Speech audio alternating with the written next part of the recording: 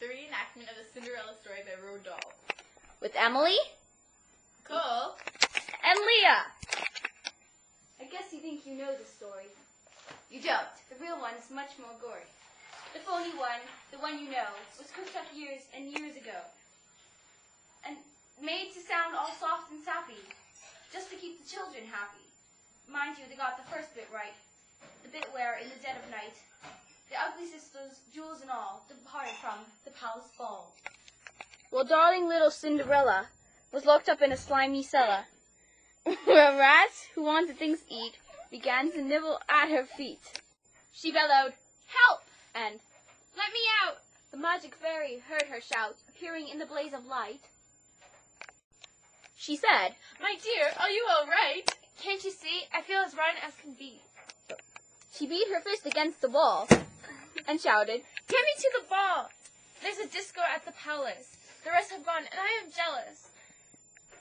I want a dress, I want a coat, and earrings, and a diamond brooch, I meant to say, silver slippers, 2 of those, and lovely nylon pantyhose. Done like that, I'll guarantee the prince will fall for me." Wait, move back. the fairy said. Hang on a tick. She gave her wand a mighty flick.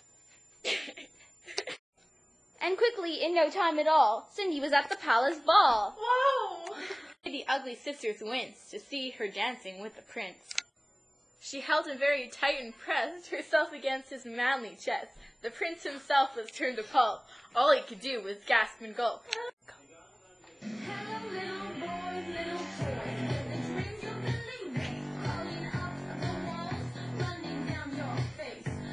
Then midnight struck, she shouted, Hey, I've got to save my neck! The prince cried. No, not to lock! He grabbed her dress to hold her back as Cindy cried. Let me go! The dress was ripped from head to toe. She ran out in her underwear and lost one slipper on the stair. The prince was on it like a dart. He pressed it to his pounding heart. The girl the slipper fits. He cried. Tomorrow morn shall be my bride. I'll visit every house in town until I've tracked the maiden down. And rather carelessly, I fear, he placed it on a crate of beer. At once, one of the ugly sisters, the one whose face was blotched with blisters, sneaked up and grabbed the dainty shoe and quickly flushed it down the loo.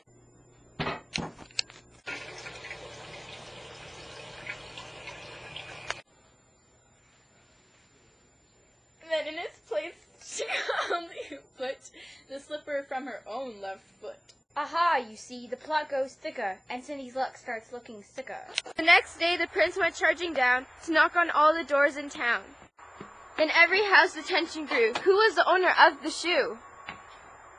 The shoe was long and very wide. A normal foot got lost inside. Also it smelled a wee bit icky. The owner's feet were hot and sticky. Thousands of eager people came to try it on, but all in vain. Now came the ugly sisters go. One tried it on. The prince screamed, "No!" But she screamed, Yes, it fits, whooping! Now you've got to marry me! The prince went white from ear to ear. He muttered, "Get me out of here." No, you made a vow. There's no way you can back out now. "Over the head!" The prince roared back. They chopped it off with one big whack. This pleased the prince. He smiled and said, "She's prettier without her head." Then out came sister number 2, who yelled, Now ever tread the shoe. "Try this instead!" The prince yelled back. He swung his trusty sword and smashed. Her head went crash to the ground. It bounced a bit and rolled around. In the kitchen, peeling spuds, Cinderella heard the thud of a bouncing head upon the floor and poked her own head around the door. "What's all that racket?" Cindy cried. "Mind your biz." The prince replied. Poor Cindy's heart was torn to shreds. "My prince! She thought. He chops off heads. How can I marry anyone who does that sort of thing for fun?" The prince cried. "Who is this dirty mutt? Off with her nut! Off with her nut!" Just then, all in a blaze of light, the magic fairy hove in sight. Her magic wand went swoosh and swish.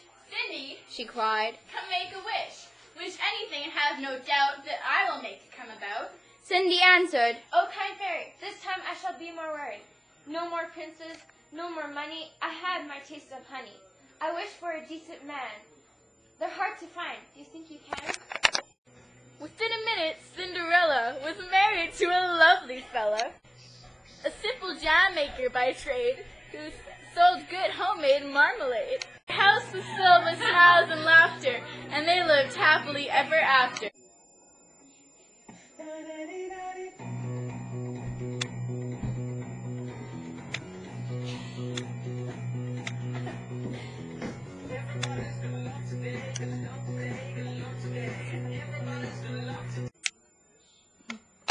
That was easy.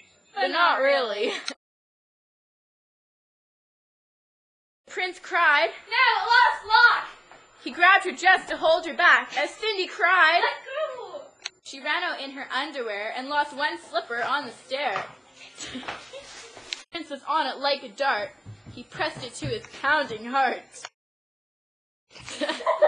At once, one of the ugly sisters, the ones whose face was blotched with blisters, sneaked up and grabbed the dainty shoe and quickly flushed it down the loo.